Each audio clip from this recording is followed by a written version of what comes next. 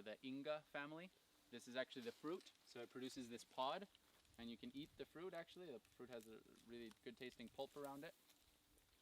And he's been using this just recently. Before he had poro as a shade crop. Poro is also a nitrogen fixing crop tree. So that means that they take nitrogen from the atmosphere and through a symbiotic relationship with bacteria and their roots, they put it into the soil at the disposal of the coffee plants. So the preferred species nowadays is poro, but for some reason, he doesn't know why exactly, it wasn't working for him here. When the summer came, when he needed to have shade, the poro had dropped all of its leaves, so it wasn't fulfilling its purpose.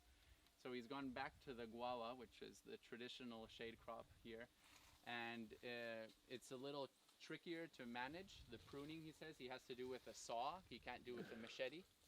And so, but it gives him a great results. He says the branches are very light, so when he goes to prune them, he doesn't cause any damage to his coffee.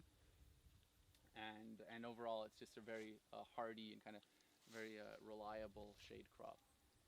So lots of this leaf litter we see on the ground as well. That will enrich the soil, high in nitrogen, and nitrogen is the most demanded nutrient that coffee has, and the most expensive for the farmer to provide.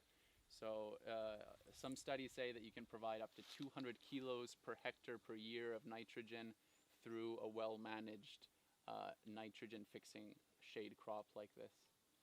And that's what he's doing here. So he's saving, and he's also creating a microclimate, which is what essentially you want with the use of a shade crop.